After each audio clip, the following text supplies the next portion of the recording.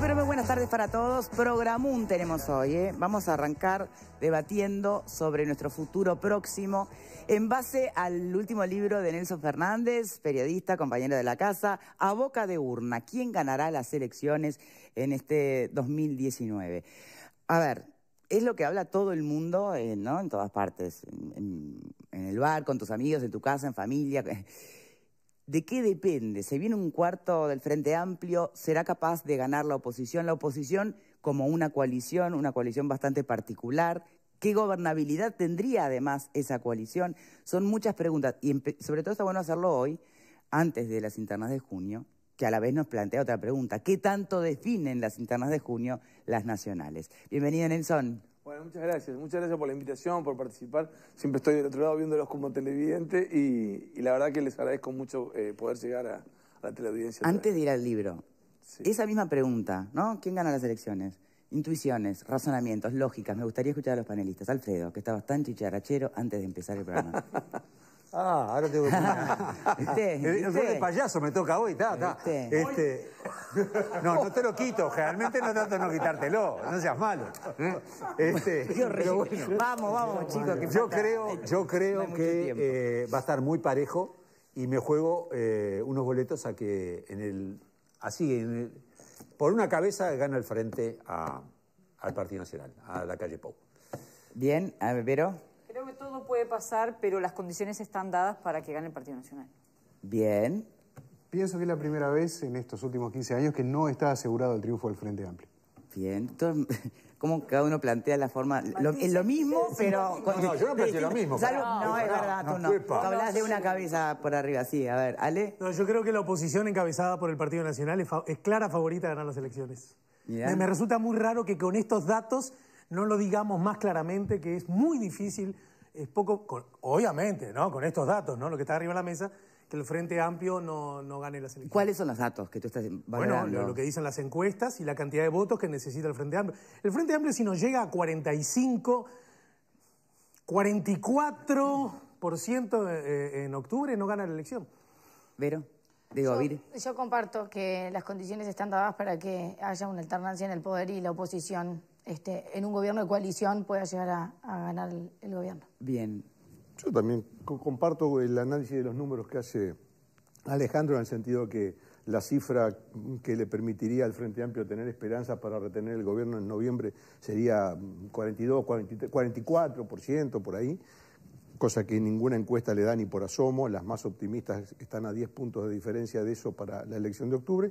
Y creo que en definitiva el partido que encabece, que sea más votado de la oposición en las elecciones internas, y en octubre, obviamente va a ser el que va a encabezar en octubre y va a ganar la elección, pero desde una óptica de una coalición, no de un partido. Yo no comparto que haya un partido que va a ganar la elección. Yo creo que la elección en segunda vuelta es una elección de candidatos sin lema y claramente va a ser un gobierno de coalición de las fuerzas republicanas y opositoras. Bien, después vamos entonces a cómo sería ese gobierno de coalición, pero antes, todos se basaron en encuestas para dar una suerte de veredicto, ¿no? O de pronóstico. ¿Y cuándo, o desde cuándo porque venimos cuestionando las encuestas, venimos cuestionándolas en su trayectoria más reciente, ¿y por qué ahora nos jugamos así tan claramente a usarla como herramienta para dar este resultado? Porque marcan una tendencia. Pueden tener un error y creo que todos coinciden en que esta elección interna además es particular. A ver, la interna, ¿qué tanto puede cambiar lo que está planteado hoy y estas tendencias? El nombre de los candidatos que surcan en los principales partidos opositores. Claramente la única diferencia que puede haber, sobre todo me parece a mí, en el margen de diferencia que puede haber entre los dos grandes partidos en octubre.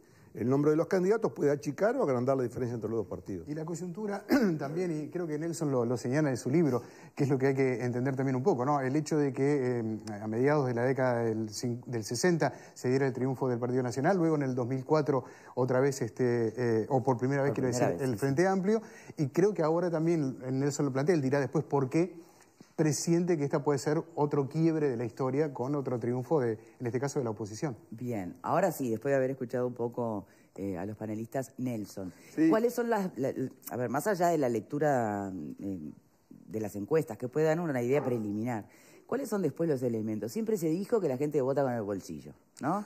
Y que entonces la coyuntura económica, por ejemplo, marca claramente, bueno, pero ¿en qué país estamos? Porque desde el oficialismo se ve una realidad y desde la oposición se ve otra. Mira, Victoria, hay más que dos o tres preguntas que tiraste que son muy interesantes. ¿En qué país estamos? Yo creo que hay algo que nos hace percibir que la sociedad uruguaya ha cambiado y es permeable a fenómenos que antes no eran, lo cual también nos cuestiona un poco el análisis en base a todo lo anterior. Yo para hacer este libro y tratar de responder la pregunta de quién va a ganar, no solo tomé las encuestas, me pareció muy interesante los razonamientos de todos ellos, un razonamiento de análisis político, obviamente acotado a una pregunta disparadora, pero lo que traté de entender es cómo se han definido en Uruguay las elecciones. Y para eso me estudié desde 1828 para acá, cómo se definió cada elección presidencial. ¿Qué común denominador encontraste? Bueno, entonces lo que encontré es que no hay un común denominador que se repite.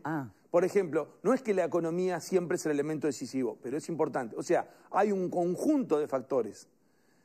Por el lado de la oferta, o sea, por el lado del partido político, el candidato, el liderazgo, las ideas que transmite, el mensaje, la campaña publicitaria, y por el lado de la demanda está las ideas que transmite la gente, la pertenencia a partidos, que es muy importante, las preocupaciones, los reclamos puntuales, la evaluación del gobierno, o sea, hay el contexto externo de lo que está sucediendo en otros países, o sea, hay una serie de factores. El bolsillo tiene una incidencia muy importante porque tiene una incidencia hasta en el ánimo de la gente. Pero no es definitivo, digamos. No es definitivo. Por ejemplo, yo siempre recuerdo, el rey de Bután estaba desconforme con el dato del Producto Bruto Interno y mandó construir, dijo, yo quiero otro indicador, esto no me dice solo. El Ministerio de la Felicidad, ¿no? El índice de felicidad bruta. Bueno, y yo tomé aquello y tomé los valores que ponía, y hay muchas cosas que inciden en el ánimo, y uno lo ve, que incide hasta el resultado de éxitos deportivos en el ánimo de la gente.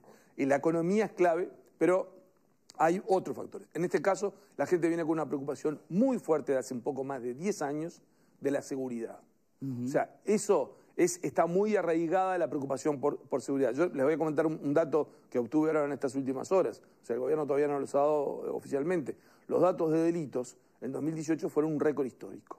Bueno, en lo que va de enero a abril, no tomando los homicidios, sino tomando el conjunto, hurto, rapiña, hay un aumento sobre el récord histórico.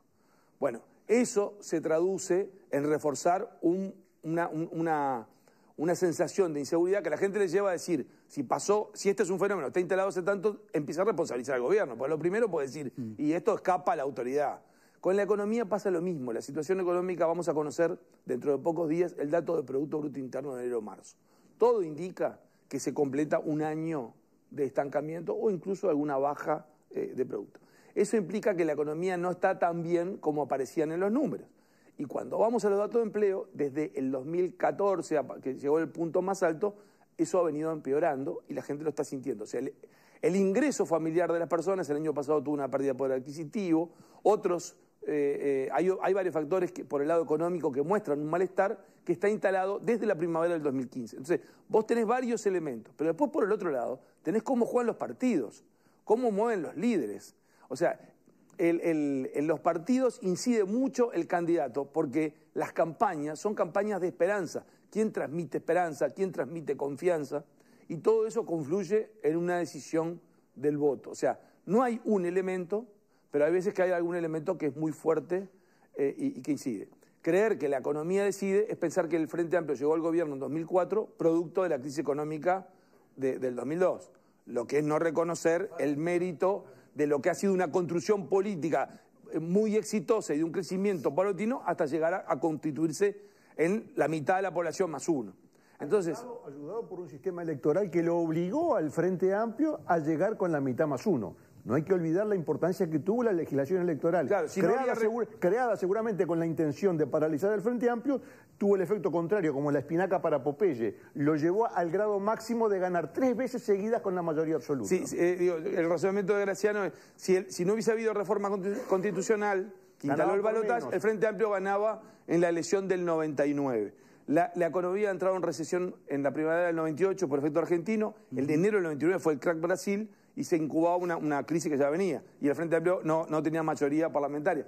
Esas son las cosas que pasan. O sea, entonces hay una definición que incide muchos elementos y no uno solo, ¿no? Bien, ahora, volviendo a los elementos que confluyen, ¿dónde queda o cómo se complementa todo esto que merece o permite un análisis desde lo racional con lo que hoy nos dice la neurociencia, ¿no? De que todo, en realidad, la mayoría de las decisiones, incluso el voto, pasan por lo emocional? Entonces, ahí cómo, ¿no? Bueno, sobre todo vos hablaste de una construcción política muy fuerte, que es la que ha logrado el Frente Amplio, y que hoy justamente ni siquiera permite una autocrítica, ¿no? En lo que han sido estos últimos años de gestión. Claro, pero hay mucha gente que hizo una autocrítica que se sintió insatisfecha, defraudada, desilusionada con cosas que pasaron y que decidió cambiar. Y eso se ve en los números. Yo, por ejemplo, me preocupé de ver los números de cuánto es la gente que siente pertenencia a un partido, porque ese es el punto de partida. Claro. O sea, en Uruguay no arranca de cero. Entonces, cuando uno mira y dice, bueno, ¿cuántos son los que se consideran blancos como hueso bagual, colorados como sangre de toro, frente amplista muerta? Para Nelson, y el gran desafío de esta elección además, es que ya no pasa, la oposición, son muchos más partidos que antes. Ese es un cambio importante. Claro, entonces ya lo de la pertenencia, ¿qué tanto peso va a tener, ¿no? Si podemos llegar a tener mañana un parlamento conformado por una coalición con nuevos políticos y nuevas agrupaciones que uno no tiene la pertenencia desarrollada. Mirá, en la historia de Uruguay, la vez que hubo más partidos en el parlamento, los tiempos fueron con 6 partidos. El Partido Nacional votaba dividido porque estaba el Partido Nacional y el Partido Nacional Independiente. Sí, y el Frente Amplio no existía, entonces estaba el Partido Socialista, el Partido Comunista. Lo máximo que hubo en el Parlamento fueron 6 partidos. En Uruguay no hay que confundir el número de partidos que van a las elecciones al número de partidos que en efecto tienen representación parlamentaria. Exacto. ¿No? Ahora hay 15 partidos, de los cuales hay uno que no va a presentar candidato a legisladores porque es el Partido de la Concertación que se reserva para el año que viene, 14. Pero hay 9 a priori. Viendo las mediciones más amplias, yo digo, trabajo con la gente mucho mira una placa en la que dice intención de voto. Yo trato de trabajar con toda la encuesta, que son más de 100 páginas, y hay algunas en las que se pregunta por nombre, en vez de preguntar por partido, por nombre, ¿no? Entonces, la gente, uno responde Martínez, otro Lacalle, Cose, Vergara, y se suman los votos por partido para ver. Ahí tenés 9 partidos que aparecen con chance de tener representación parlamentaria. 9. Posiblemente alguno de esos se desinfle después, posiblemente. Pero hoy hay 9 con chance. Eso te implica una fragmentación de bancas como no tuvimos y una exigencia a una alta política de negociación para lograr acuerdos, ¿no? O sea, en distintas ocasiones. Y a debates mucho más calurosos de los que estábamos acostumbrados y a una situación bastante compleja. Ahora eso Sanguinetti dijo que esto que acabas de decir beneficia al Frente Amplio, ¿verdad? Claro, eso lo dijo en Claves Políticas esta semana en el programa que tenemos en Nuevo Siglo. Porque él decía, claro, muchos de esos, gracias por la mención, muchos de esos partidos son partidos que le restan votos a blancos y colorados. También el Frente Amplio tiene pérdida por algunos con lo que es Unidad Popular, que es un grupo de izquierda, el PERI, un partido ecologista que tiene un perfil bastante izquierda, el Partido Verde Animalista, o sea, el Partido de los Trabajadores que es trotskista, o sea, hay distintos partidos que rascan de un lado y de otro. Generalmente en Uruguay todos esos partidos fueron minoritarios, fueron casi testimoniales. Testimoniales, como, ¿no?, le dicen, sí. Hoy aparece algún partido, ahí estamos viendo Manini Ríos. Fue jefe del ejército hasta marzo. No hay antecedente de alguien que además lo construyó el partido desde adentro, ¿no? Porque eso no es que surgió en marzo el partido, era algo que se venía preparando desde adentro del gobierno. A uno le cuesta creer, ¿no? El escribano de gobierno en torre ejecutiva, en presidencia, y el jefe del ejército en el comando, preparando un partido político opositor. Bueno, hoy está teniendo un nivel de adhesión muy importante. Habrá que ver si eso lo mantiene o si es la ilusión del comienzo, pero hoy aparece. Entonces, eso es muy fuerte. Ahora, sobre lo que vos decías es los 3 grandes partidos políticos, que son los que han gobernado, Colorado, Blancos y Frente Amplio, tomando como lemas, hoy acaparan 60% del electorado. 30% se manifiesta Frente Amplista, 20% se manifiesta Blanco y 10% se manifiesta Colorado. ¿Qué implica eso? Que donde hay que conseguir votantes es en el restante 40%. Pero hoy, cuando uno ve intención de voto y simpatía, al que le está costándolo más lograr votos por encima de su pertenencia es el Frente Amplio. Bien. Pero las elecciones finalmente no se terminan ganando siempre por el centro. Es decir, tenemos Manini y Río en una punta, la Unidad Popular en otra, por citar solo como ejemplo. Pero eso ya está definido. El votante del centro es el que no está definido. Exactamente. Bueno, mira, sobre eso también hay números que son interesantes. La gente dice, en Uruguay no hay derecha, ¿no? Ahora apareció Manini y dice, pero si en Uruguay no hay derecha, ¿no? Bueno, ¿cuánto es la derecha en Uruguay? ¿Cuánto es la gente que se manifiesta de derecha? 17%. ¿Cuánto es la gente que se manifiesta de izquierda? 16%. 17 de derecha, 16 de izquierda. Ahora, después están los que se manifiestan de centro derecha o de centro izquierda. Sí. Entonces, si resumimos, derecha y centro derecha, 30%. Izquierda y centro izquierda, 30%. El grueso del electorado se manifiesta de centro. El Frente Amplio ganó las elecciones cuando logró ampliar su oferta electoral con distintos sectores para capturar el centro. Hoy lo que aparece es, ese eje se corrió un poquito a la derecha y el Frente Amplio aparece más alejado del centro, que la dificultad para conquistar votantes de ese lugar. Es un elemento entre tantos que hay para definir una elección. Bien, sí, Graciano. Es muy interesante el análisis y yo estaba recordando digamos, en la historia del siglo pasado, obviamente, que es la mayor parte que ha transcurrido y que nosotros conocemos, este fenómeno que está ocurriendo hoy, cambiando los actores, ya se produjo. Estoy pensando, por ejemplo, en el auge y la caída del Partido Colorado a fines de la década del 50. Tuvo un elemento muy importante en ese proceso que fue la creación del ruralismo. El ruralismo que usaba la expresión cabildo abierto como de grandes asambleas que hacían. Y no es casual, no es nada casual, no es ninguna coincidencia que el grupo de Manini se llame cabildo abierto. Porque de alguna manera evoca ese movimiento de base rural, de alguna manera en términos de ciencia política de derecha, para usar esa misma expresión, apela a eso y claramente ese ruralismo en aquella época por lo menos provenía en buena parte del Partido Colorado, como proviene Manini Ríos del Partido Colorado, por su linaje familiar, etc. Por lo tanto, yo la analogía que haría es que en el auge y en la caída, que yo creo que estamos asistiendo a la caída y va a ser estrepitosa del Frente Amplio, como fue la del vallismo en el 58, hay un elemento de analogía que es la irrupción de un actor que hasta ese momento no existía, que en aquella época era el ruralismo de Benito Nardone, y hoy es Cabildo Abierto de Manini, que de alguna manera cumplen esa función de canalizar por fuera de los partidos ya establecidos el descontento popular. Y en esa lógica, ¿no es mucho más sensato pensar que ese movimiento en realidad aparece con un solo Uruguay, que tal vez el oficialismo subestimó? Pero no tiene la raíz política que tiene este movimiento. O sea, un solo Uruguay puede haber generado un ambiente, pero políticamente pero un ambiente antigobierno. Pero lo capitaliza electoralmente abierto más que otros partidos. Sí, ahora que nombraba... Viste, hoy se habla de las encuestas que están discutidas, pero hay veces que vos decís, salí de una encuesta puntual y mirá la evolución. Sí. Acá hay una cuestión que es muy firme, que es... La gente evalúa muy mal este gobierno. Este gobierno fue votado por la mitad más uno del electorado. ¿Qué porción de la gente dice que el gobierno está gobernando bien? Aproximadamente, hay distintas mediciones, cifras, equipos, 25%. Solo una cuarta parte de la población aprueba la gestión. ¿Eso qué lleva? A que muchos de los que lo votaron ven mal. Incluso dentro de los Frente Amplistas el resultado es mal. O sea, solo una cuarta parte de la población aprueba la gestión de este gobierno. Y un poco más de la mitad la rechaza. Después están los que dicen, ni apruebo ni desapruebo. Eso no es una encuesta, es una serie de encuestas que tiene un punto de quiebre en septiembre del 2015. Uno a veces le dice, quiero encontrar qué pasó en esa fecha. Sí. Bueno, la economía empezó a cambiar, estuvo aquel conflicto de la enseñanza, donde yo lo he hablado con dirigentes del Frente Amplio y me dicen, Tabaré Vázquez aplicó la esencialidad y dejó caliente una gran parte de la izquierda que decía, a la educación no se puede aplicar la esencialidad. Y después, a la semana la quitó y otra parte sintió que le doblaron el brazo y dijo, no tenía que haber doblado el brazo y también quedó caliente. O sea, hay varios factores, por eso te decía, no solo... por izquierda y perdió por derecha. Claro, no solo el punto económico, sino político. Por ejemplo, el tema de ética. El tema de ética no escapa no hay un partido que diga, yo soy el campeón de la ética o el otro que sea el que tenga todos los problemas de corrupción.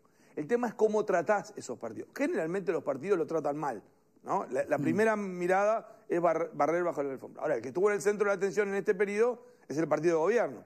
Y tuvo un caso en el cual tuvo titubeos, dudas, apoyo, después demora. O sea, eso te genera un costo que no es después si el final es procesado o no, es el costo de lo que va sucediendo durante todo ese tiempo. Y el efecto, creo que es injusto echarle la culpa a Sendik, sino el efecto de algunos casos de irregularidades, de dudas o de algún caso de corrupción, más que los casos en sí mismos, es el tratamiento que se le dio, que dejó muy disgustados a algunos, que hoy yo veo que hay frentistas, se manifiestan en las encuestas, que no es que no quieren, ex votantes frentistas, no es solo que no quieren votar al frente, quieren que pierda.